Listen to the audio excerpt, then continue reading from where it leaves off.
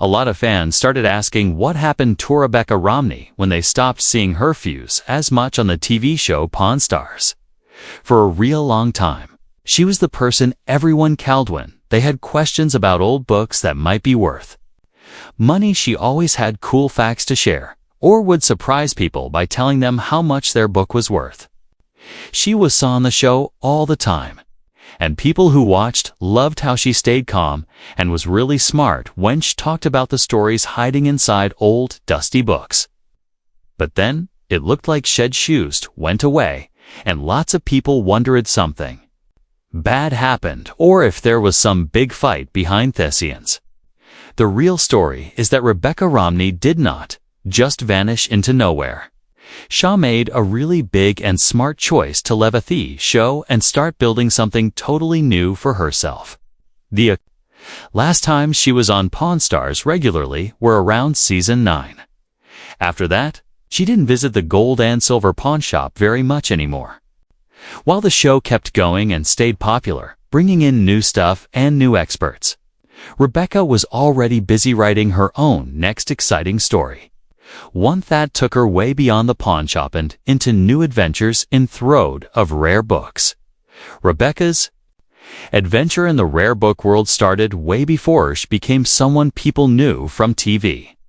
She got her first job at a company called Bowman Rare Books. Back in 2007, it was a really big step into a world she'd never planned to join.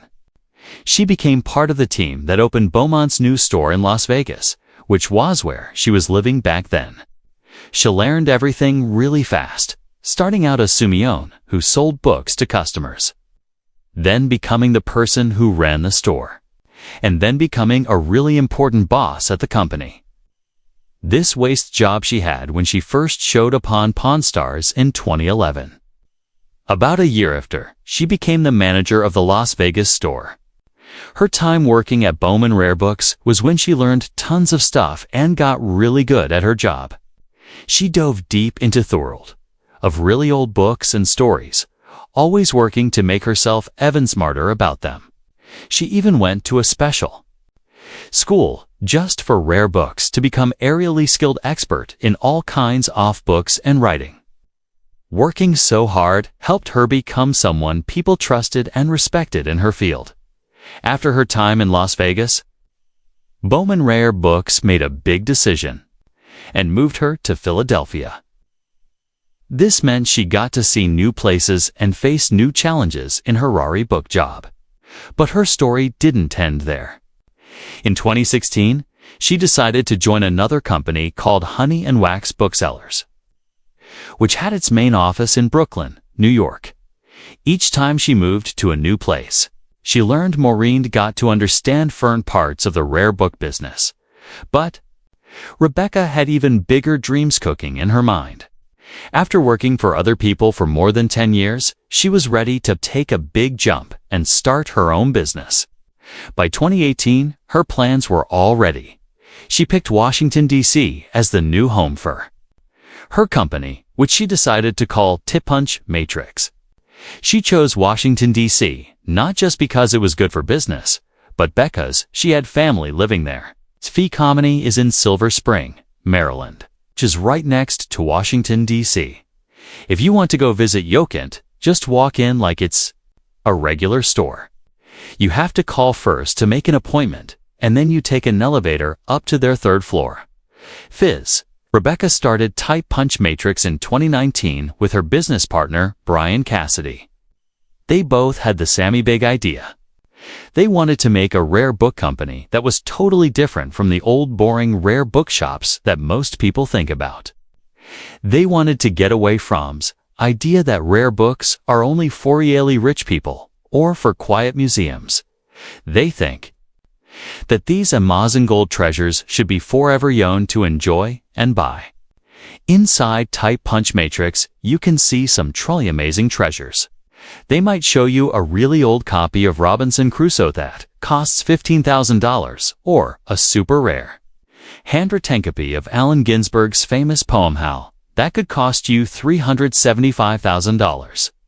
But it's not all about the crazy high prices.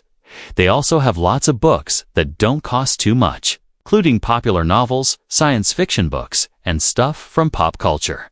Rebecca often talks about how she believes that rare books don't have to mean expensive or only kept in museums and that you don't have to wear white gloves to touch them. She wants people to know that their shop is not some fancy place only for rich people, but a place for our own. Her own love for collecting books like feminist science fiction and Gothic romance novels shows how open she is about what makes a book valuable or interesting enough to collect. Some of the coolest things they've sold include a first edition of Jane Austen's Pride and Prejudice from 1813, a single-page from famous Gutenberg Bible printed in 1455, and even a book that used to belong to George Washington's own personal library. They have also sold a first edition of F. Scott Fitzgerald's The Great Gatsby. That still had its original book cover in a first edition of Harry Potter and the Philosopher's Stone. Rebecca and Brian really wanted to open a store in a busy part of Washington, D.C. called Penn Quarter when type. Punch Matrix started in the summer of 2019, but those plans didn't work out, which is why they ended up in their current Silver Spring location. But they are still looking for a good spot for a store you can walk. In Toyne, Washington, D.C., they think there are lots of people in the city who would want their special books. Smart people who live there, diplomats visiting from other countries, curious tourists, and people coming for conferences. All people who think books are really important pieces of history. While Rebecca became famous on Pawn Stars be figuring out if books were real and telling people what they were worth, she's really careful about giving quick opinions on what some dusty old book might be worth. This is because there are important rules about what's right and wrong, legal stuff, and practical rules she has to follow. But type Punch Matrix does buy stuff from regular people, even though most of what people want to sell is not what they are looking for. As her partner Brian Cassidy has explained, they are willing to say no to lots of books so they can find that one yearly special item they get truly excited about. Rebecca is not just a book expert who shows up on TV. She is also a successful writer with several books she wrote herself. She wrote her first book, called Printer's Error: Irreverent Stories from Book History, with her husband, J.P. Romney.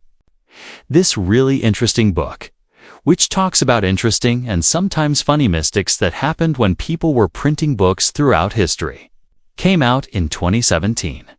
Her newest book, called Jane Austen's Bookshelf: A Rare Book Collector's Quest to Find the Women Writers Who Shaped a Legend, was published in 2025. This book is a really special project where Rebecca tries to find out about the female writer who gave ideas to the famous author Jane Austen. Lots of these women, even thought they were popular when they lived, have mostly been forgotten today. Besides her full books, Rebecca also writes articles all the time for different book collecting magazines and websites. These articles often talk about her favorite books she bought recently, sharing how excited she gets about new discoveries with other collectors and people who love books. She also helps with writer interviews and writes music reviews about her favorite writers from long ago, the Washington Independent Review of Books. Plus, she is a respected leader and teacher in their rebook world. Her knowledge and experience are so valued that she has really important jobs in major groups. She works on the board of the Antiquarian Booksellers Association of America, ABA, which is a really big deal in the world of rare books. She is also on the council of the Bibliographical Society of America, BSA, an ethereally important group that studies books. Her work has been noticed by major newspapers and magazines, showing how much influence she has. She has been featured in really important publications like the New York Times, The Atlantic, Forbes, and Variety. In 2019, she was also in a documentary movie about the rare book business called The Booksellers. Rebecca is also someone lots of people want to hear speak at book events and conferences. She uses the seances to share everything she knows about rare books, their history, and the art of collecting them. Her ability to connect with people through different types of media has made her a really important voice in the book community, making her position solid as the go-to person for anything Abutra. Books. One of Rebecca Romney's most important things she's done for the rare book world is her role as the co-founder of Honey and Wax Book Collecting Prize. This special award is made to encourage and help new collectors. Each year, it gives a cash prize of $1,000 to an outstanding book collection built by a young woman who is 30 or young. Ron lives in the United States. While Rebecca Romney is a famous person known for what she knows and her appearances on TV, she has always kept her personal life pretty private. Rebecca is married to J.P. Romney, who is also a writer who loves what he does. Their shared love for books and writing makes their relationship really strong. JP helps out a lot with all of Rebecca's projects and plays a really important role in helping her build and promote her businesses. He also helps the book world be working as a part-time editor for the Washington Independent Review of Books. This partnership means Rebecca has a great teammate who understands and supports her really demanding job in the rare book business. Together, Rebecca and JP have brought out a loving family. They have two awesome children. Even with her demanding work, life, and the responsibilities of being a mom, Rebecca and JP make sure to find time for the things they love. They enjoy going to shows and concerts and sometimes sneak away for quick weekend trips, which give them much-needed breaks and new cultural experiences. Their home life is filled with their shared interests. They love trading favorite old books, discovering new stories and ideas together. They also enjoy listening to live jazz music and watching really interesting foreign movies from times before they were born. Rebecca has really built an extraordinarily rich and exciting life filled with things she loves, beautiful books everywhere, and happy children running around. If you listen to the few interviews she has given, it becomes clear that she almost never talks about her family. She is a very private person, and almost everything she shares with the public is directly connected to her work as a rare book dealer, author, or teacher. Every expert has a beginning, and for Rebecca Romney, her love for books started when she was really little, growing up in a family where reading was a huge part of everyday life. Her dad had a huge collection of science fiction paperback books, which definitely got her curious early on. She also used to borrow books from her brother, who was really picky about his collection. Because she was 5 years younger, she wasn't always the best at taking care of things she borrowed, but her brother taught her a real important lesson early on. He was really strict about how she handled his books, and she quickly learned that if she wanted to keep reading them, she had to take really good care of them. In college, Rebecca showed amazing talent and love for learning.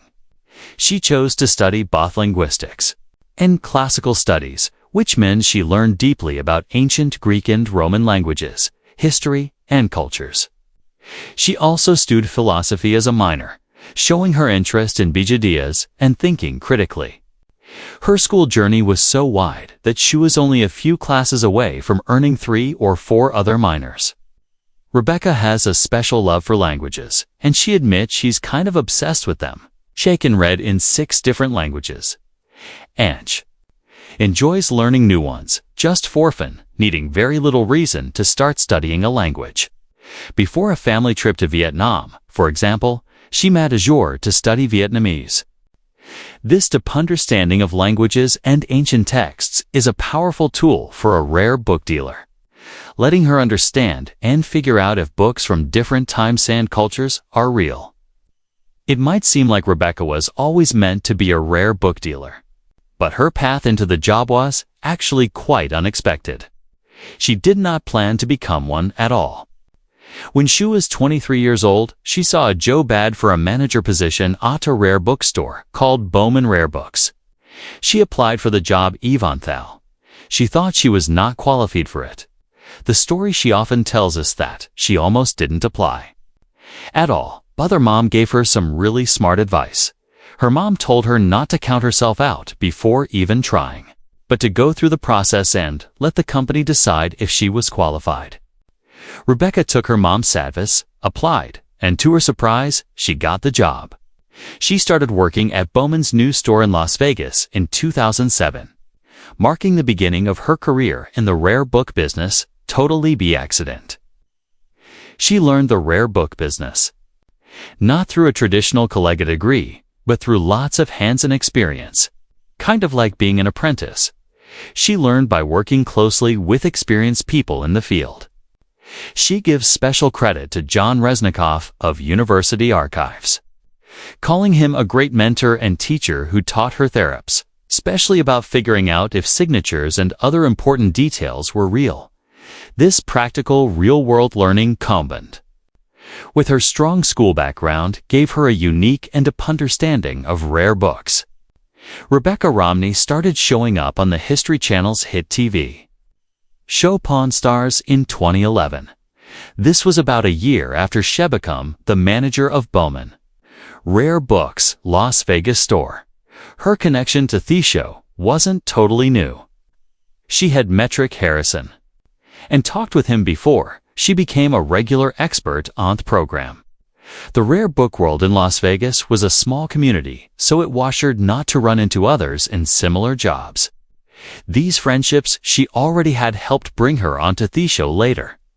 On Pawn Stars, Rebecca's job was to figure out if the rare books were real and tell people what they were worth when they brought them into the shop, hoping to sell them. She would carefully look at the books, searching for clues about how old they were, where they came from, and what they were really worth. She often joked that she was the dream crusher because she had to tell people that their old, dusty books were not worth as much as they hoped.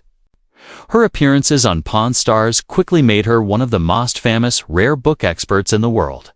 She helped millions of people who watched understand the fascinating history and hidden value of old books, bringing aerially specialized field to regular audiences. Her calm way of acting, sharp mind, and clear explanations made her a beloved person on the show. She became someone people trusted for information, showing that her real knowledge and love for books were genuine, not just something fake made for TV. The show gave her a huge platform for a passion and skills that were already really developed, letting her share her unique expertise with people all over the world. Even though Rebecca is no longer a regular cast member on Pawn Stars, her presence and influence continue to be felt by fans and in the rare book world. Many people who watched still follow her journey and stay informed about what she is doing now. She keeps a consistent presence on social media, sharing updates through platforms like YouTube videos and short clips. Her appearance to Pawn Stars truly made her one of the most famous rare book experts in the world. She played a big part in teaching millions of people about the value, history, and importance of old books. Before her, many people might not have thought much about rare books. But Rebecca made the subject exciting and easy to understand, sparking curiosity in countless viewers. This public exposure gave her a unique platform to promote her field and share her passion with a wider audience than ever before.